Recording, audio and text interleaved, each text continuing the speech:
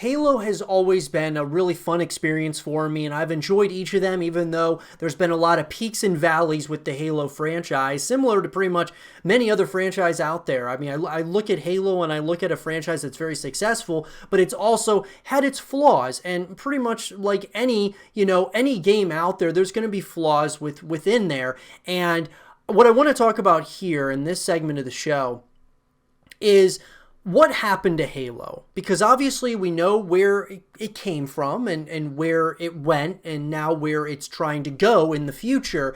And so I want to talk about kind of what happened to Halo and what we might be able to look forward to and what the things that we might be very skeptical about moving forward. So guys, Halo Combat Evolved came out in 2001. It's crazy to think it's been that long since the very first Halo ever came out on the original Xbox, only on Xbox. And then, of course, I remember getting a combo pack where it was Halo 1 and Halo 2. Halo 2 came out in 2004. And so I remember getting that combo pack and just absolutely falling in love with this franchise.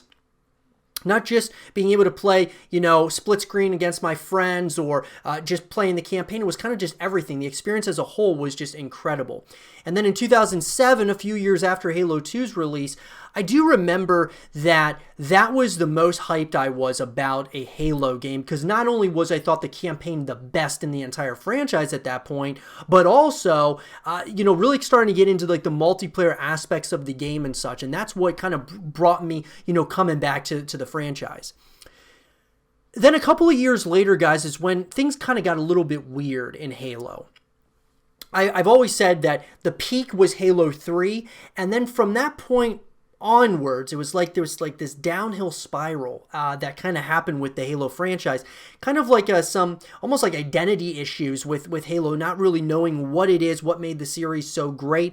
And I'm not even talking about the sprint. I know a lot of people get on the whole sprint thing and didn't like that concept, and I will defend Halo moving in that direction for the rest of time. But in 2009, we had Halo Wars come out, which just was a very strange, even though it was kind of a cool concept, it was very different to have it on a console and not so much on a PC. Then you had Halo 3 ODST come out, which was, in my opinion, I thought Halo 3 ODST was still continue kind of that decline, right? Halo Wars was kind of like its own separate thing, but Halo 3 ODST felt like a significant decline to me.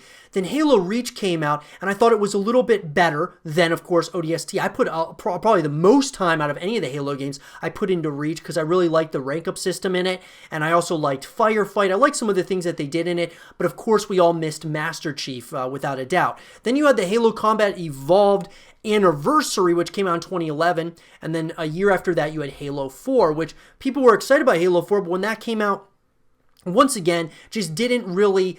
It kind of didn't hit on all of those, those gears that we were all hoping for. We all wanted, had a vision in our mind of what we were thinking Halo 4 was going to be. And then, of course, just didn't really hit well with a lot of community fans and just people in general who were really into the Halo franchise. Well, then from there, guys, we had the Master Chief Collection as well as Spartan Assault. And when those came out, they all, obviously not a huge ordeal. I never really even touched Spartan Assault, Master Chief Collection either. Spartan Strike came out as well as Halo 5 Guardians. And Halo 5 Guardians, I'm not going to say I didn't like Guardians. I thought for the multiplayer experience, I actually liked Guardians quite a bit. The story, though, was just so, it was pretty much, that was like the biggest downfall plunge of this franchise was with Halo 5 Guardians from a campaign perspective, and a lot of people think that it was just one of the worst, if the worst, Halo game ever made. Shortly after that, 2 years later, you had Halo Wars 2 come out, which once again, it had some interesting concepts, interesting ideas, but then, once again, just kind of separate from the main, the core of Halo. And then, of course, now we come a few years later and Halo Infinite's going to be coming out. And we're being promised many things with Halo Infinite. Here's the thing, guys. There's been a lot of games, and I'm just going to talk about the main ones, obviously, okay? So you had the peak of Halo was Halo Combat Evolved, Halo 2, Halo 3, in my opinion. That was the peak. I believe when Halo Wars came out, it was kind of like, whatever, okay, it's kind of like its own thing. Then you had Halo 3 ODST. I thought that was a decline overall. And Halo Reach, even though that was a side story of Halo and the main story and such, I thought that it was pretty well done. Of course, we missed Master Chief, but I think it's cool to have it exist in the Halo universe, in my opinion. And I thought Firefight was really great. I thought the multiplayer was fun, and the rank-up system was pretty sick. So there's that, right? Halo Reach, I thought, was the best of like the side stories and such. And then, of course, you had Halo 4. So Halo 4 comes out, guys, and look, I'm not going to say it was the worst Halo. It was probably, second worst to Halo 5.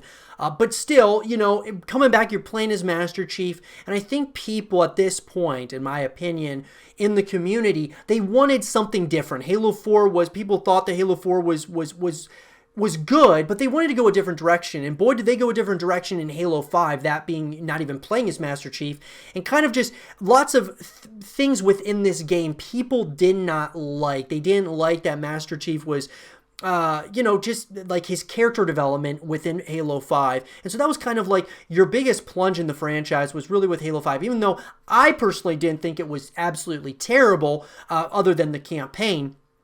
But a lot of people say that it was, just absolutely horrible, didn't get as good of reviews, and didn't sell as well, and it pretty much brought Halo to a standstill. Ultimately, pretty much brought this franchise in a very dark place, and a place of which, the esports scene completely died with Halo 5. And now with Halo Infinite, there's like a real emphasis on esports. There's an emphasis on pretty much all of these things. I believe, guys, that 343 Industries is going to get it right.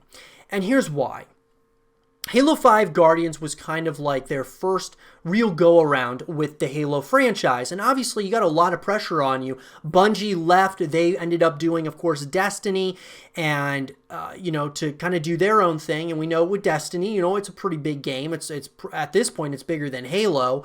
But what I'll say about that is, guys, is that Halo 5, I think 343, that was their first, go around with this franchise, and they tried some different things, and they figured out very quickly that it didn't work as well to the community.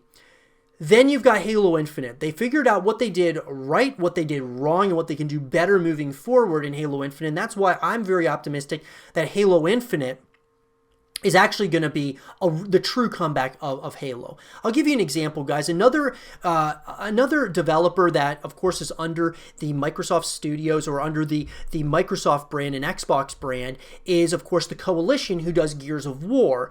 And what ended up happening was, guys, Epic Games, of course, were the ones who made the original Gears of War games.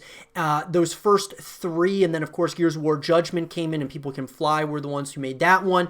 And then ultimately, what happened was, guys, was the beginning for the Coalition started with the Gears of War Ultimate Edition, which was kind of like a remaster of the original games.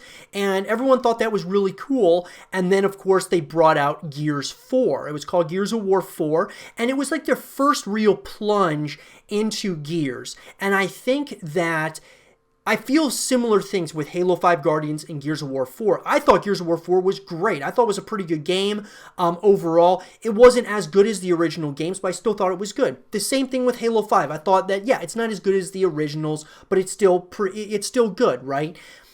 Then you had Gears 5 come out, and I think that was one of the best Gears games that have been made in recent memory. It's not the best, however, in recent memory, it's definitely up there, and I think that it's not as good as, Gears of War 3. It's not as good as some of, as some of the older Gears of War games, but it's still very well done, semi-open world, very well fleshed out campaign, multiplayer experience, horde experience. They have all these different, ways you can connect with the franchise.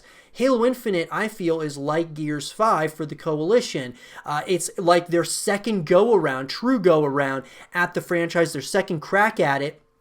And I think that Gears 5 sold really well as well, and I think Halo Infinite is going to sell really well for 343 as well as Xbox. And this is their second go around. I think that we can expect a semi-open world similar to what Gears 5 did, maybe even a full-blown open world. Then you can expect a multiplayer experience that's probably going to be, that I'm thinking is going to be pretty good. And on top of that, a full-fledged, of course, esports scene, which of course Gears of War has as well. And they're putting a lot of emphasis on that. And then even they have Firefight and other game modes. I think, guys, that Halo Infinite is going to be something special. They're kind of trying to get back to the core of what made Halo so great. Who knows if they're going to really get to that point. I would love to see the Flood return. There's a lot of things I would love to see return in Halo, and new things as well, because I don't want them to just continue trying to pull on nostalgia and things of that nature. But ultimately, guys, I think Halo and what happened there, it was similar to like Call of Duty. It's similar to Gears of War. You had some amazing years, then you had a downfall at one point or another, and things kind of spiraled out of control, and then slowly but surely, it's trying to go back up, and all it takes is one game, one really good game, to push it all the way out to the masses, and really officially become a game that is back, you could say. And I definitely would say like Call of Duty is a great example of a game that is 100% back at this point after, World War II, Black Ops 4, and now Modern Warfare. And then, of course, the future is looking really bright for Call of Duty. I believe that this takes one game. Halo Infinite could be that one game, guys, that takes us to that next level. But let me know what you guys think. In the comment section below, what do you guys think about, what happened to Halo as a whole? The good, the bad, the ugly, the great moments, all of those things. What do you guys think about it? Let me know, like I said. And for more Halo Infinite content and videos, stay here with Zero TV.